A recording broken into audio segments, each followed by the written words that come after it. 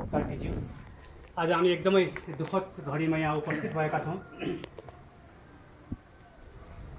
हाम्रा यस सङ्गठनका सल्लाहकार सेनानी खगेन्द्र प्रधान लगायत उहाँहरूका दाजु र भाइहरूका बुबा पुनवीर प्रधानको आज 7औं दिनको पुण्यतिथिका दिन हामी श्रद्धाञ्जली तथा संवेदना प्रकट गर्न उपस्थित भएका यहाँ दि फेमस भूतपूर्व सैनिक सङ्गठनका सल्लाहकार सेनानी निर्वार भण्डारीज्यू अवकाश प्राप्त, यसै गरी यस सङ्गठनका सचिव चित्रवार कार्कीज्यू, यस सङ्गठनका कोषाध्यक्ष भीमबार कार्कीज्यू, यस सङ्गठनका विभिन्न तह तब्कामा रहेर काम गर्नुहुने संयोजकज्यूहरू, उपसमितिका विभिन्न संयोजक तथा सदस्यज्यूहरू लगायत सम्पूर्ण कुइबिर करेक्सन दि फेमस भूतपूर्व सैनिक सङ्गठनका सदस्यज्यूहरू, शोकाकुल परिवारजनहरू, उहाँहरूका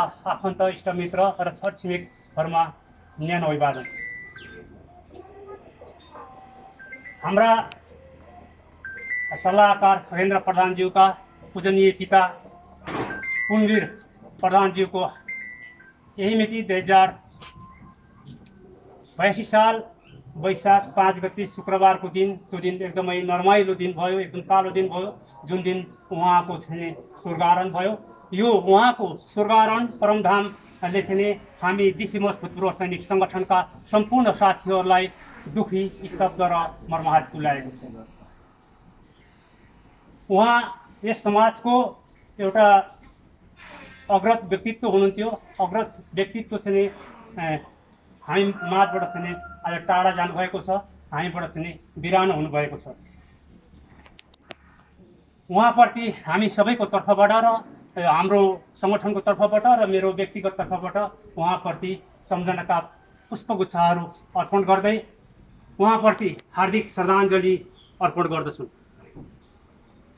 र यसै गरी आफ्नो अभिभावक गुमाउनु भएर शोकमा रहनुभएका शोकाकुल परिवारप्रति हामी दि फेमस भूतपूर्व सैनिक सङ्गठनको तर्फबाट हार्दिक समवेदना प्रकट गर्दछौँ। जन्मपछि मृत्यु यो शाश्वत सत्य हो, यो प्रकृतिको नियम हो, सृष्टिको नियम हो। जो कोही पनि जन्मेपछि एक दिन अवश्य पनि स्वर्गारोहण हुन्छ नै। यो हामीले जन्मदैखेरि चाहिँ हामीले लिएर आएका छौँ, मृत्यु सँगसँगै बोकेर आएका छौँ। यदि मृत्यु किनेर पाइने भए धनी मनी व्यक्तिहरूले सबैले चाहिँ किनेर उनीहरूले लामो जीवन चाहिँ जिउँथ्यो, त्यो हुँदैन, सम्भव छैन। जन्मपछि अवश्य मृत्यु हुन्छ।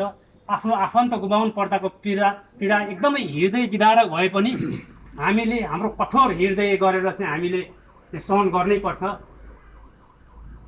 र यहाँहरू हामी सबैले जो कोहीले पनि यो सहन गरेकै छ र गर्नै पर्छ। यो एउटा कल्याणकारी पनि हो। बुवा 101 वर्ष बाँच्नु भनेको त्यो चान्चुने कुरा थिएन। यहाँहरूको चाहिँ सेवा सुविधा, उहाँलाई गर्नु उपचार ती हरेक गरेर हजुरहरूले गर्नुसम्म गरेर चाहिँ यहाँसम्म ल्याउनु भएको थियो। यो हजुरहरूप्रति पनि हाम्रो यो सङ्गठनको तर्फबाट धेरै धेरै धन्यवाद पनि दिन चाहन्छु, किनकि बुवालाई हजुरहरू स्याहार सुसार गर्नुभयो। बुबा पुनवीर प्रधान उहाँका बुवा टिकावीर प्रधान र माता लक्ष्मी प्रधानको कोखबाट 2010 सालमा जन्मिनु भएको थियो। करेक्सन 1921 साल भदौ 11 गते जन्मिनु भएको थियो। र उहाँले जीवनयापन गर्ने क्रममा चन्द्रकुमारी प्रधानसँग वैवाहिक जीवनमा बाँधिनु भई 4 छोराहरू र उहाँहरूलाई कर्म दिएर 4 बुहारीहरू र उहाँहरूबाट चाहिँ यसै गरी नाति नातिना पनि उहाँ ठुलो धेरै सन्तानको धनी, करिब 50 जनाको चाहिँ उहाँ चाहिँ सन्तानको चाहिँ धनी भइसक्नु भएको थियो। 49-50 अराउन्ड अब त्यो भइसक्नु भएको थियो। त्यो सानो एउटा समाजै बन्छ, बन्दैन र समाज एउटा टोलै बन्छ।